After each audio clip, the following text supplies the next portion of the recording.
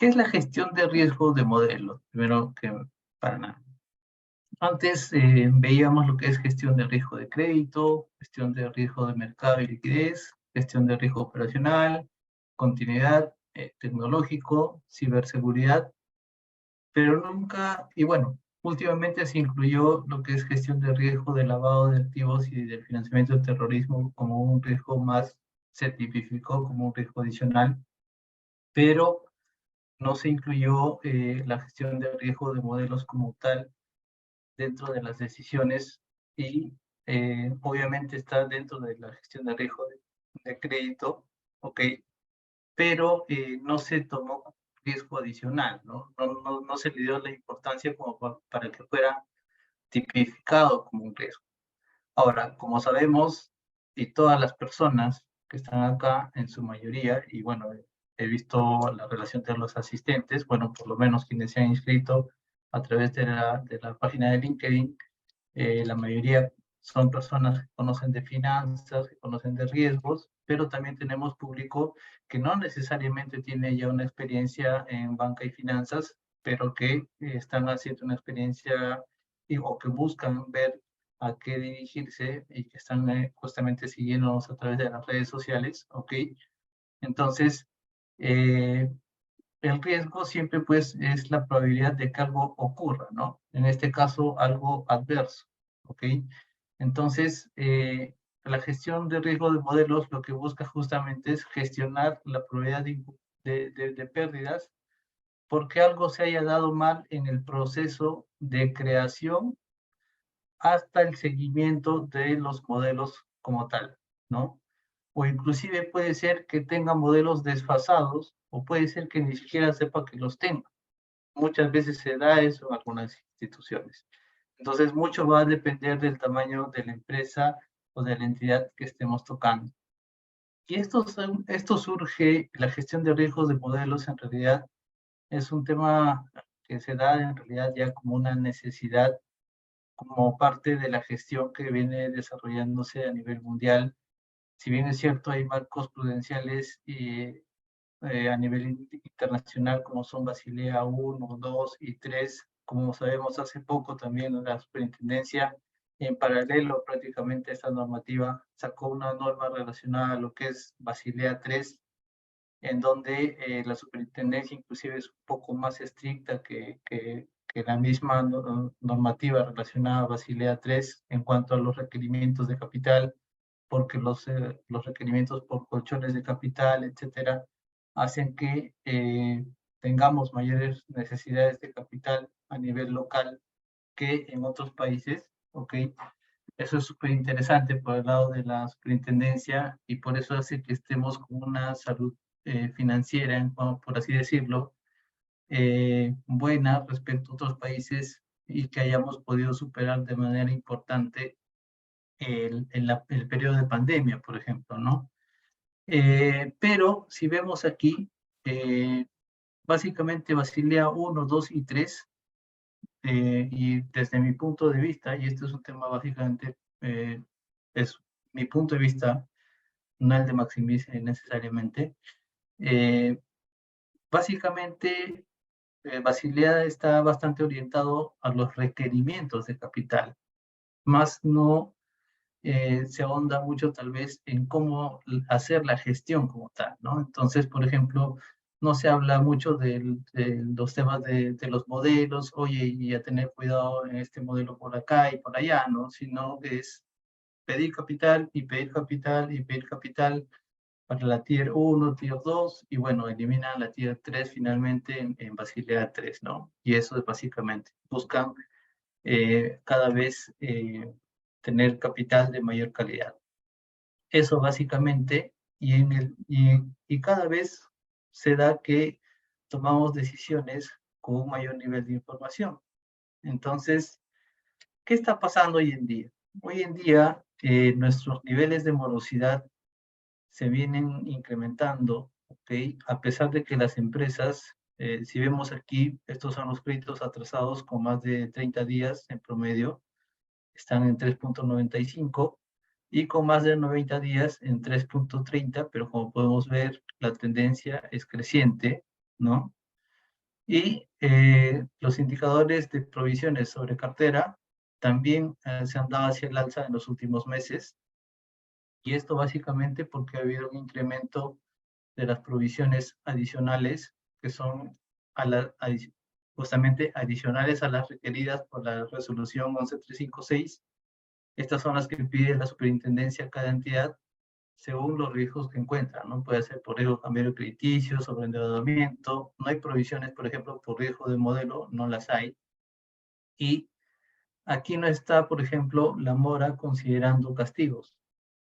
La mora, si uno considera los castigos y los devuelve al balance y los incluye en el numerador y en el denominador, la mora tiene una tendencia mucho mayor en cuanto a su pendiente, ¿no? Aquí esta pendiente prácticamente es de 20 grados, si queremos decirlo, pero si la mora le sumamos los castigos, la pendiente seguramente está en unos 30 grados. De hecho, ese fue un informe que se publicó en conjunto con Maximice en una de sus en uno de los artículos que nosotros publicamos con ellos constantemente, ¿no? Entonces, la mora está aquí más suavizada por efecto de castigos, pero en realidad el efecto se ve en los estados de resultados y es por eso que las utilidades de las empresas se vienen reduciendo por efecto pues de una mala cartera y por el deterioro general a nivel global que se está dando en la calidad del cliente,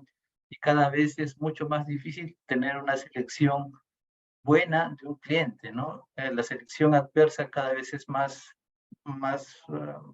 fácil, por así decirlo, tomar un cliente que sea un mal pagador, ¿no? Entonces, ante esto, ¿qué hacen las empresas?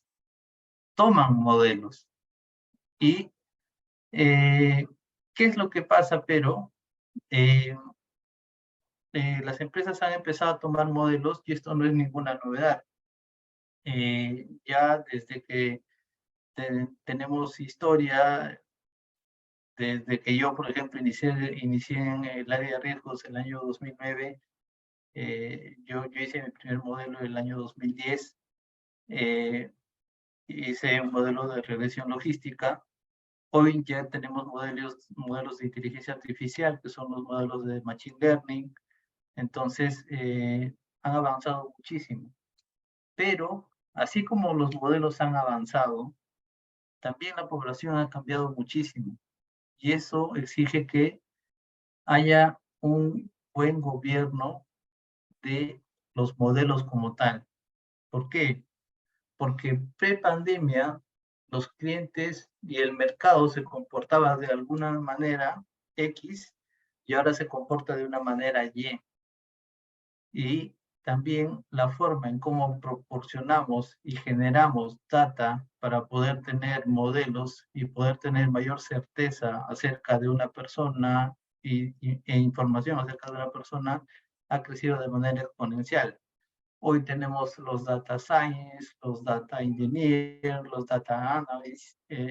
Hay distintos tipos de, de niveles y jerarquías, inclusive entre las personas que procesan data, para que luego puedan dentro de los bancos, las personas que se dedican justamente al modelamiento, armar justamente los modelos. Ahora, ¿qué es lo que pasa? Hay un dato muy importante, ¿ok? Y que dice que antes, cada 30 años, la cantidad de datos que se procesaban a nivel mundial se duplicaba. Pero ahora, desde la pandemia a la fecha, solamente en 2 años se ha duplicado la cantidad de datos que estamos procesando. Ese es un dato realmente brutal. Y se habla que el año 2023, solamente en un año, vamos a duplicar ya la cantidad de datos que hemos procesado en todo, en un año, ¿no? Entonces, es realmente bastante disruptivo el cambio que se ha hecho en cuanto al procesamiento de datos. Hay tanta información y ahora con la inteligencia artificial en manos de todos, los temas de blockchain, etcétera, tenemos mucho hay mucho pan por rebanar y mucha inteligencia adicionalmente por meterle a los modelos, pero aquí vienen muchas preguntas que hay que responder. Una es si todos y todas las entidades están listas para poder hacer esto al mismo tiempo. ¿Por qué? Porque la resolución sale y sale para todos como tal y tiene que ser así. La resolución tiene que salir porque si no sale no hay gobierno, hay anarquía, hay desorden y no puede ser, ¿no? La resolución tenía que salir y emitirse sí o sí para que justamente las empresas empiecen a tener un orden en cuanto al gobierno de la información, de los modelos, de saber cómo están administrando sus datos, si estos cumplen con el principio de la integridad. Por ejemplo, al área de finanzas le sale un reporte que dice que el ROA es 5%, pero al área de control de gestión le sale que es 6%. Entonces, no hay integridad de la información, ¿no? Entonces, si es que no hay integridad de información, no se puede hacer modelos, ¿no? Entonces, todos esos puntos son claves, ¿no? Entonces, vemos, por ejemplo, aquí elementos y áreas clave, ¿no? Entonces, fuentes de riesgo para que no se pueda tener un modelo adecuado, tenemos los datos, ¿ok? Y dentro de los datos tenemos errores en los datos, ausencia en las variables críticas, eh, falta de profundidad histórica, muestra insuficiente, etcétera, ¿no? En las estimaciones, incertidumbre entre estimaciones, parámetros no observables, ausencia de consenso de mercado, etcétera. Y en los usos, modelos no reestimados ni recalibrados en largos periodos, modo utilizado con fines para los que no fue diseñado. A veces utilizamos un modelo de behavior para, en vez de tal vez monitorear el comportamiento del portafolio, querer hacer una venta cruzada, por ejemplo, pero sin tener en cuenta otros mitigantes y lo tomamos ya como un modelo de ventas, ¿no? En vez de un modelo de comportamental como tal, ¿no? Entonces, eso es algo que no debería de pasar. Entonces, hay que tener claro qué es lo que estamos haciendo, para qué sirve un modelo, pero más allá de tener el modelo como tal, porque cuando se dio este boom aquí en Perú, todos decían, yo quiero mi modelo, algunos, y bueno, y también las empresas que se dedican a esto, obviamente decían, tú necesitas un modelo a medida, ¿no? Porque bueno, obviamente es algo que cada entidad tiene en particular portafolios distintos y también es pues un tema de negocio distinto, ¿no? Entonces, hay empresas que no tienen ni los datos necesarios, pero sin embargo tienen modelos y realmente hay mucho por revisar, ¿no? Entonces, eh, ¿esto qué implica en cuanto a la mitigación? Bueno, hay que hacer una revisión, por ejemplo, en este caso, de la calidad de la data. Acá hay que ver el buffer de capital, luego por market risk, luego conservadurismo en inputs, estimaciones y outputs, backtest y stress test del modelo, y acá el gobierno estricto del uso de modelos, herramienta de seguimiento de modelos, límites, seguimiento frecuente y alertas de deterioro. ¿Ok? Tipos de riesgo de modelo. Acá les voy a dar solamente unas pinceladas, porque luego de esto obviamente viene un curso que donde ya de manera detallada se va a hablar de cada uno de estos puntos a detalle, ¿ok? Por ejemplo, aquí tenemos metodologías inconsistentes, una aplicabilidad del modelo, que es lo que también se había comentado hace un momento, representatividad del dato, datos antiguos, que es lo que les decía, ¿no? Datos no representativos desde el punto de vista económico, nuevas variables derivadas de factores exógenos, cambio en la población. Esto es muy importante. Ahora se los voy a comentar y por qué es súper importante. Implementación del modelo, errores potenciales por una definición errónea del desarrollo o implementación del modelo, complejidad del modelo, metodología basada en hipótesis erróneas conduciendo a resultados falsos, errores en la calibración del modelo. A veces cuando se hace la calibración del modelo, es decir, ya me di cuenta que el modelo está mal, pero lo quiero calibrar, lo quiero corregir, lo corrijo mal y pienso que el modelo ya está bien y sigo, ya tomo ese modelo como válido, pero sin embargo sigo tomando decisiones sobre un modelo que supuestamente ya es el correcto, pero en realidad es errado, ¿no? Ahora, la norma habla sobre en qué casos o en qué tipo de modelos aplicaría también la norma y en qué tipo de casos no, ¿no? Por ejemplo, no habla sobre los casos de modelos de pricing, etcétera, pero sí hace mucho hincapié en los casos de los modelos relacionados a la toma de decisiones para lo que es riesgo de crédito, a lo que es riesgo de mercado, etcétera, y que los detalla inclusive dentro de lo que es el inventario de modelos, ¿no? Proceso de construcción de un modelo. Bueno, esto siempre empieza con una definición de buenos y malos. Mucho va a depender del tipo de negocio. Si tengo un negocio que es de corto plazo, hay créditos hay empresas que colocan créditos hasta 4 o 6 meses. La definición de bueno puede ser que el crédito no se pague en la primera cuota, ¿no? Hay créditos que son a 12 meses, hay créditos a 60 meses, hay créditos hipotecarios. La definición de cada negocio dependerá, mejor dicho, la definición de bueno o malo dependerá de cada tipo de negocio. La selección de las cosechas, qué cosechas quiero revisar, la definición del horizonte temporal para la predicción, para la observación y luego para la predicción, ¿no? La limpieza de los datos, esto es súper importante, pero más que la limpieza de los datos, es que los datos que se sigan generando hacia adelante sean datos que sean válidos. ¿Por qué? Porque yo voy a utilizar datos luego sobre los cuales voy a tomar una decisión. Entonces, de nada me sirve estar limpiando datos si cuando yo tome una decisión con el modelo, voy a tomar decisiones con datos que vienen sucios. Y mi modelo no lo hice con datos sucios, mi modelo lo hice con datos ya depurados. Pero cuando tomo una decisión con un dato que viene sucio, el modelo y la matriz o el motor que tenga va a tomar una decisión en automático con un dato sucio, un dato que está ensuciando esa base. Y me puede llevar a tener un error tipo 1 o un tipo 2, es decir, rechazar un cliente erróneamente cuando era un cliente que era un buen pagador o viceversa, aceptar un cliente malo y tenerlo en mi portafolio cuando debí rechazarlo. Entonces, eso pasa también, ¿no?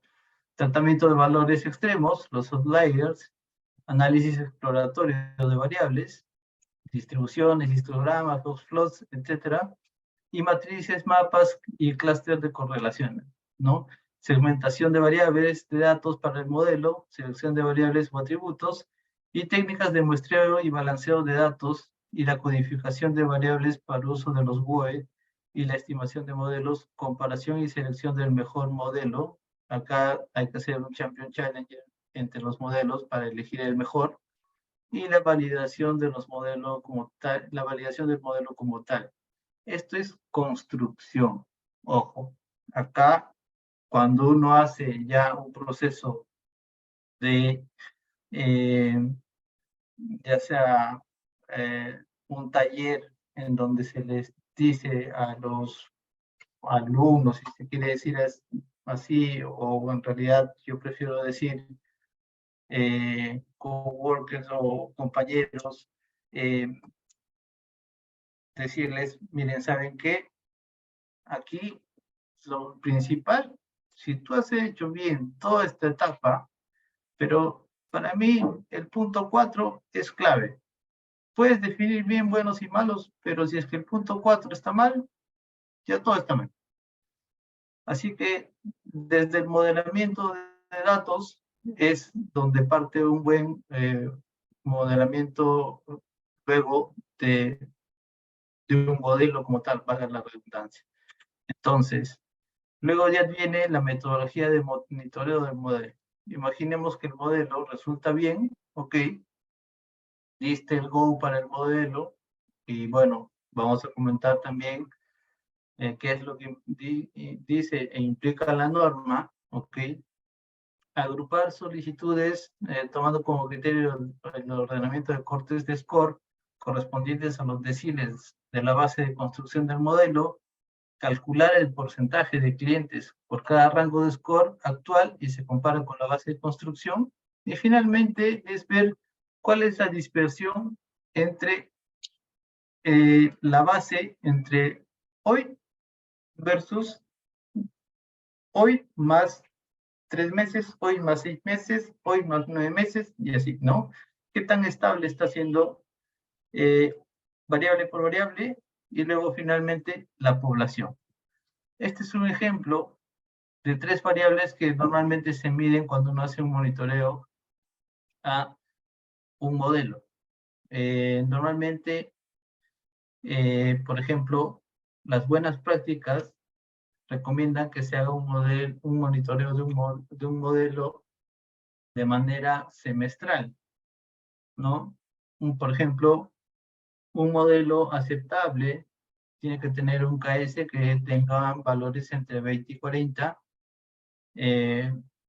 Bueno, la teoría se las puedo poner acá, de qué libro salió, o qué autor lo dijo, pero bueno, básicamente sí, efectivamente entre 20 y 40 resulta bueno.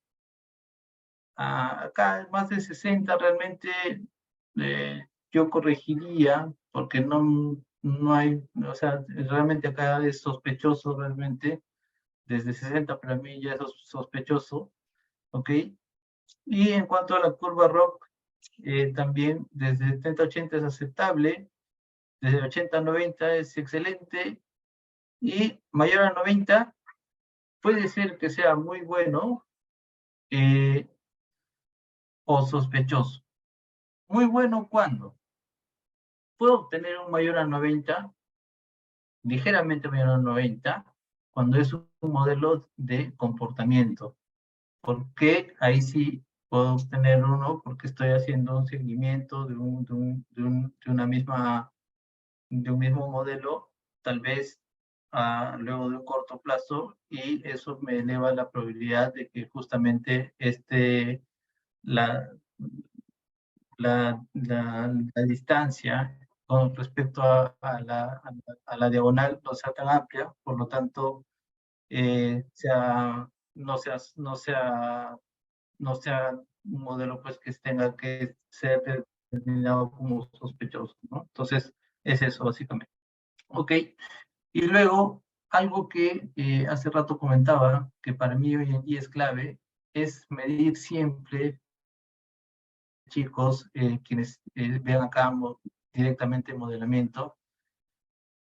Si bien es cierto, la buena práctica dice que, que se vea o que se mida o que se monitoree cada 6 meses un modelo, yo les diría desde ahora, como parte de la consultoría, por así decirlo, háganlo cada 3. ¿Por qué? Porque hoy en día la población es muy cambiante. Por todo el contexto que estamos pasando, las poblaciones están siendo muy, muy cambiantes.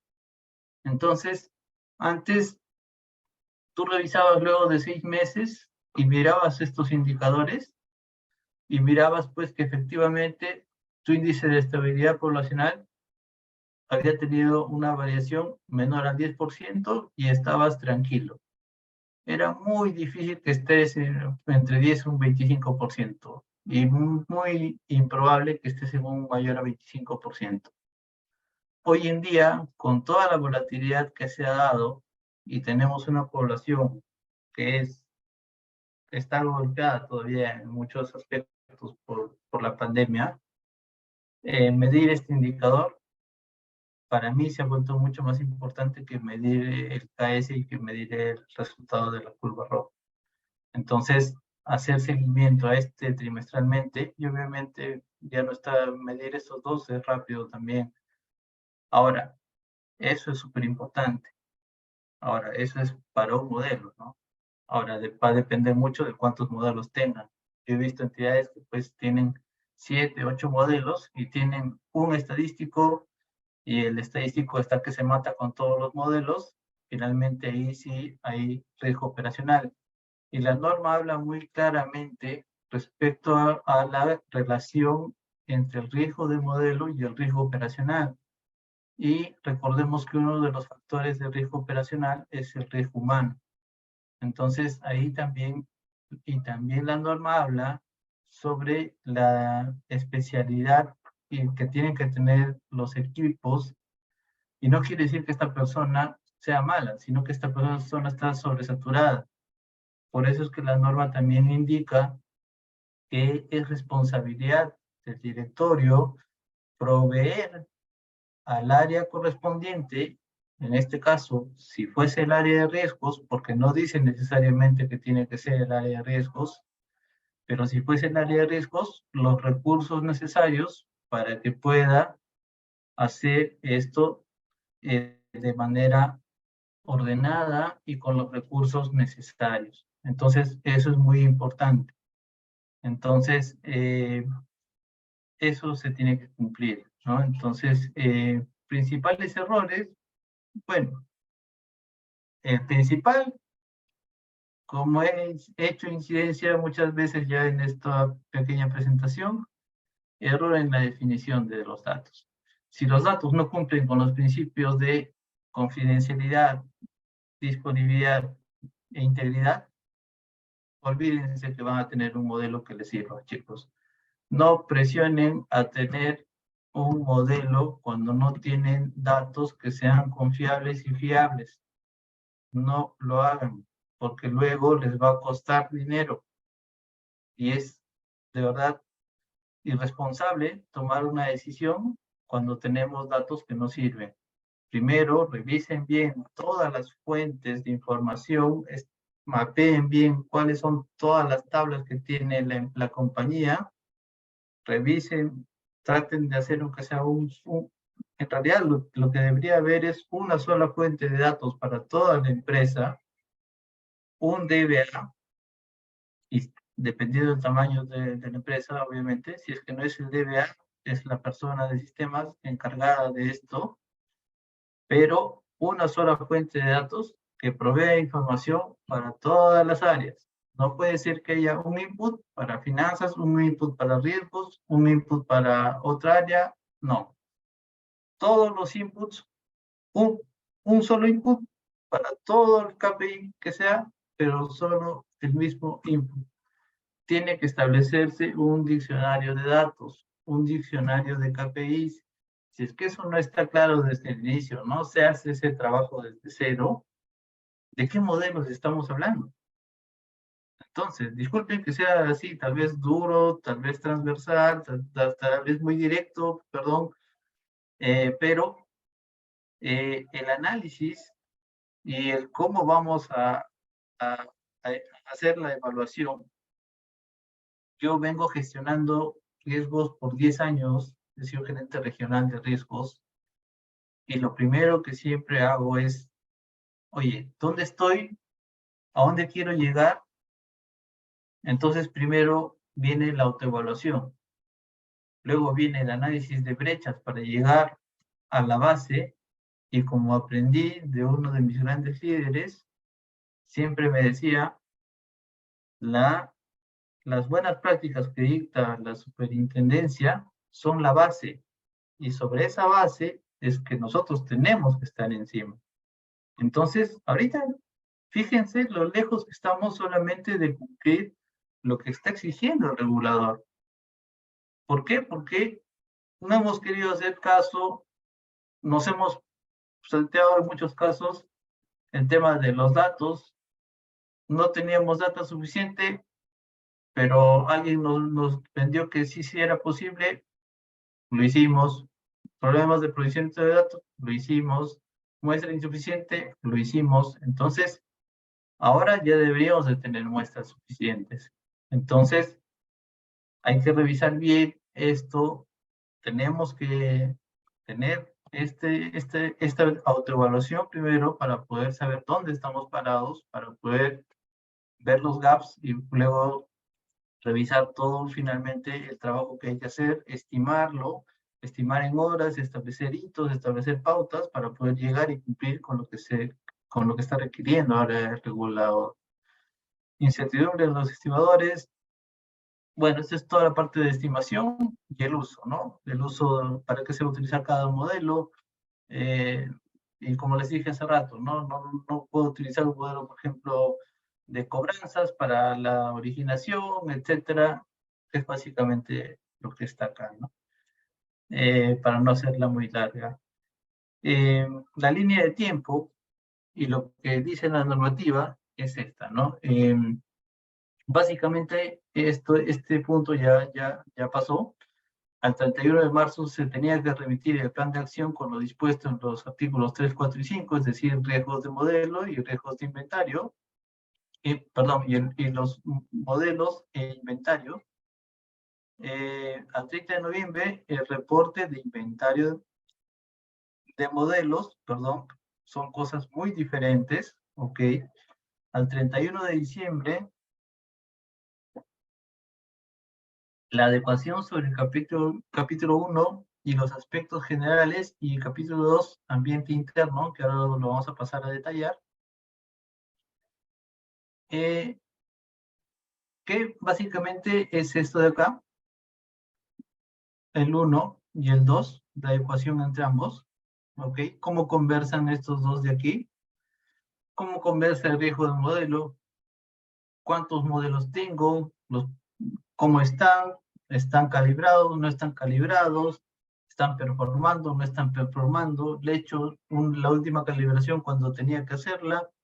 La data con la que este modelo está trabajando es la correcta, no es correcta, es un modelo in-house o es un modelo externo, es un modelo de buró, no sabemos, ¿no? Entonces, a eso se refiere. Luego, aplicación de los demás capítulos para los modelos de riesgos altos. Y aquí entra muchísimo, y bueno, hace rato en realidad entraba ya riesgo operacional, porque la norma habla que riesgo operacional, es decir, no lo dice así, pero bueno, lo dice de otra manera, pero dice que aquellos modelos que tengan riesgos en donde los controles se tengan que implementar de manera inmediata, que se haga ya. Y para eso se supone que en la gestión de riesgo de modelos, ¿no? O en el monitoreo que se ha hecho, o en el levantamiento de procesos, por así entrar ya en más detalle, cuando el área de riesgos, como su equipo de riesgo operacional, ha relevado toda la parte de riesgo de los modelos de riesgo, de toda la parte de riesgo de crédito, ha relevado que seguramente hay algunos riesgos en la parte de modelos. Si es que no ha relevado ningún riesgo, sería pues, no sé, tal vez que se ha hecho un trabajo muy a la ligera. No puede ser que no haya un riesgo de modelo o que no exista ningún riesgo de modelo en una entidad, así sea un banco de primera categoría. Sinceramente, se los digo. Y eso se tiene que elevar y tiene que estar en su informe de riesgo operacional. Ahora, si los riesgos son altos, estos tienen que ser aprobados por el directorio. Y si es que el modelo va a gestionar un riesgo alto también, para poder dar pase a producción, también tiene que ser aprobado por el directorio, no por el comité de riesgo, no por el comité de modelos, sino por el directorio. Entonces, son muchas cosas las que están cambiando con esta normativa. ¿Por qué? Porque la mayoría de decisiones hoy en día se toman en base a modelos, lo cual está bien, porque estamos en el boom de utilizar la tecnología de información, porque reduce costos, porque tenemos la data, tenemos la información, pero hay que saber utilizarla. Si no, vamos a caer en tomar malas decisiones por no tener una adecuada gestión de la información. Entonces, gestión de la información, tener un buen cimiento en cuanto a los datos, un buen gobierno, una buena gobernabilidad dentro de la compañía, un buen gobierno de los modelos como tal, bueno, un plan de auditoría, bueno, ya sabemos luego que viene por otro lado la super, etcétera, nos va a ayudar todo esto va a coadyuvar a que lleguemos a tener implementado finalmente este gran plan que pide la superintendencia, que es justamente tener la adecuación al 30 de noviembre de 2024 de todos los niveles para lo que es la gestión de riesgo de modelos, ¿no? Tener todos los capítulos, tener mapeado todo, tener los manuales, procedimientos, etc. Eso es básicamente, estos son todos los puntos que exige la normativa y esa es mi presentación, chicos. No sé si es que hay algunas preguntas por ahí, Juan, que quieras trasladar de parte de los asistentes o del público, porque ha sido transmitido también por Facebook. Sí, sí, hemos recibido algunas preguntas de los participantes. Primero agradecerle Cristian, por la magnífica exposición que has hecho sobre el análisis de esta normativa. Mira, un participante nos pregunta, ¿cuáles son, si podrías resumir, cuáles son las principales implicancias de esta normativa de la SBS, de esta resolución? En términos generales, si podría resumir las implicancias, por favor. Bueno, básicamente, en cuanto a implicancias, diría que hay un cambio general. A ver, el buen gobierno corporativo está ya entrando a detallar dentro de lo que es la gestión de riesgo de modelo. Uno, se involucra el directorio, ¿ok? El directorio forma parte inclusive del comité de riesgo de modelos o quien haga sus funciones. Eso es muy importante, ¿ya? Entonces, con esto le está dando la relevancia que tiene que tener este riesgo dentro de las empresas. Dos, exige que haya dentro del plan de auditoría justamente esté mapeado que esto se tiene que todos los años mapear y monitorear. Tres, riesgos, tiene que tener también un informe anual de la gestión de riesgo de modelos que ha realizado, y eso es súper importante desde el punto de vista de gobierno, ¿no? En cuanto al gobierno de modelos como tal, también, ¿no? Ya como el gobierno de modelos, dependiendo de dónde recaiga, le está dando al área como tal el peso necesario para que pueda justamente tener las herramientas necesarias. Le está dando inclusive un presupuesto para capacitación muy similar a como es la normativa para el caso del área de riesgos, ¿no? Habla que tiene que ser un área muy capacitada, con ciertos skills, y que además tiene que estar capacitada para esto y le asigna un presupuesto, le asigna un cierto organigrama, dice que tiene que ser independiente de las áreas de negocios, etcétera. Habla también ya sobre los modelos relacionados a inteligencia artificial. Un modelo de Machine Learning es un modelo de inteligencia artificial para quienes no lo Cierto. sabían, porque tiene su propio aprendizaje. No niega a que se pueda utilizar, pero sí dice que muchos de estos modelos a veces se sobre, se sobre, se- ¿cómo se dice? O como aprenden de sí mismos, los indicadores que arrojan a veces son muy optimistas, ¿no? Entonces hay que monitorear mucho esto. Y luego habla mucho sobre la relación entre riesgo operacional y la gestión de riesgo de modelos y el riesgo de modelos.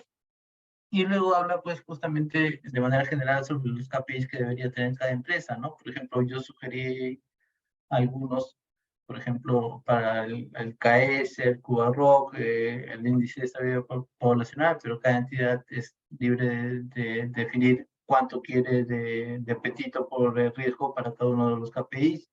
y cada cuánto tiempo quiere monitorear, ¿no? Es también ya decisión de cada entidad, pero finalmente en una consultoría lo que nosotros vamos a hacer y es decirles, oye, mira, me preocupa que hasta ahora no tengas monitoreado esto y deberías monitorearlo cada 3 meses, ¿no? Entonces, eso es lo que vamos a hacer seguramente, pero primero viene una autoevaluación. Eso básicamente sería la respuesta, Juan, a este punto. Ok, muchas gracias, Cristian, por tu respuesta. También nos preguntan participantes, dos participantes, en realidad hay dos preguntas que son muy complementarias y voy a hacerla en una sola. Vale. ¿Qué características o qué tipo de entidades financieras podrían lograr implementar estos modelos estos modelos de gestión? Y adicionalmente, ¿cuáles serían los principales pasos si se propusieran hacerlo, ¿no? A ver, en realidad, más que si se propusieran hacerlo, tienen que hacerlo porque ya salió la norma, o sea, la norma es para todos. Lo que tienen que hacer es hacer una autoevaluación de dónde están y identificar los gaps y sobre eso establecer un plan de acción para poder llegar a cumplirlas, ¿no? Ahora, ¿quiénes son las que tienen una mayor probabilidad de tener esto más ordenado? Obviamente son los bancos, pero los bancos que hay bancos y bancos, ¿no? No todos los bancos necesariamente por tener la categoría de bancos están bien, ¿no? Pero sí hay muchos bancos, pues, que tienen áreas especializadas específicamente en temas de modelos, que tienen ya todo procedimentado, ya tienen todo el tema inventariado, inclusive, ¿no? Entonces, para ellos esto no es novedad, pero para otras entidades sí lo es, ¿no? Entonces, eh, para empresas más pequeñas, que por ejemplo tienen, si bien es cierto, menos modelos, el gran problema, creo yo, que va a surgir ahora va a ser el por qué esto tengo un modelo si tengo un problema grande de integridad de información. Entonces, ¿por qué? Porque desde ahí va a empezar la pregunta de la superintendencia, oye, ¿por qué si un reporte arroja, como dije hace un momento, ¿no? Un ROA de 5 en finanzas y 6 en control de gestión y realmente tu información no cumple con los principios de integridad?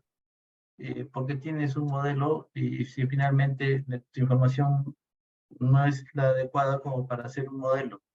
Y ese va a ser el gran problema, ¿no? Entonces, lo que hay que hacer ahí es revisar desde el inicio la data y sobre ello empezar pues a relevar todo lo que se pueda para poder llegar y cumplir con esta meta, ¿no? Eso es básicamente. Cristian, gracias, Cristian, por la respuesta. Tenemos una pregunta más. Un participante pregunta, en tu experiencia, ¿qué recomendarías a las empresas respecto al uso de modelos en un escenario de incertidumbre? Bueno, básicamente, bueno, ya me he adelantado un poco en la presentación. Eh, Normalmente, antes se hacía, cuando uno lanza un modelo nuevo, lo que uno hace es un seguimiento de análisis de sensibilidad por variable, ¿ok? Pero se espera que llegue, si es que el default ha sido definido como la probabilidad de incumplimiento de los clientes con más de 90 días luego de 12 meses, no esperar a los 12 meses, no esperen a los 12 meses, hagan el seguimiento a los 6 meses para ver cómo está variando y cómo se está dando justamente y cómo está bien, cómo se está dando la sensibilidad de cada una de las variables para que luego del año no se den con la sorpresa tal vez de que la población ha variado muchísimo. Hoy en día tenemos que las poblaciones están variando de manera abrupta y justamente el índice de estabilidad poblacional, por eso decía que para mí es el más importante y por ello es que eh, yo lo que recomendaría es, si bien es cierto, antes se hacía anual, luego la buena práctica recomienda semestral, yo lo que haría es hacerlo trimestral, ¿no? Entonces, esa sería una recomendación que les daría a todos. Eso, básicamente, por la volatilidad que hay en la población. Muy bien, gracias por tu respuesta, Cristian. Bueno, no sé si algún participante más se anima a hacer una pregunta final. Si no, daríamos por cerrado el webinar, pidiéndole a Cristian si tiene algunas palabras finales o recomendaciones finales a los participantes y a todos los que nos ven por redes sociales en este momento, respecto a la manera como firmas como CFS y Maximice unen sus esfuerzos para apoyar a las entidades financieras, también a las microfinancieras sobre todo, porque necesitan quizás una mirada más específica por el segmento al que están dirigidas, para poder implementar exitosamente algo bien a la medida, de acuerdo al perfil de riesgo de cada una, estos tipos de modelos, ¿no? Cristian, te dejo con la palabra para cerrar el webinar. Sí, bueno, primero agradecer a todos. No sé si es que alguien tiene alguna pregunta por ahí. Si es que alguien la tuviera, no hay ningún problema. Podemos absorber un par de preguntas y luego ya damos por cerrado estos y damos por cerrado el webinar.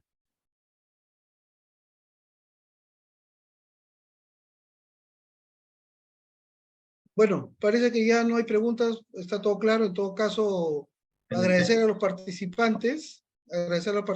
Gracias, Cristian, por la excelente disertación sobre el tema. Agradecer a todos los participantes en este webinar organizado por la Alianza CFS Maximice. Esperamos tenerlos en los próximos eventos que vamos a realizar, y también decirles que tenemos una oferta de capacitación en gestión de riesgos, en los cuales se involucra también este tipo de modelos, y consultoría especializada que puede ser trabajada a la medida de las necesidades de cada entidad, ¿no? Bueno, damos por cerrado el tema. Buenas noches y gracias por su participación esta noche. Sí, En a nombre partir de esto, solo para comentar, vamos a hacer un taller que ya está planificado, si bien recuerdo, para la semana del 15 de mayo. Inscríbanse, no es por nada, pero va a estar súper bueno. Y ahí vamos a detallar cada uno de los puntos. Vamos a desmenuzar toda la norma en 5 días. Son 10 horas calendario, ¿ok?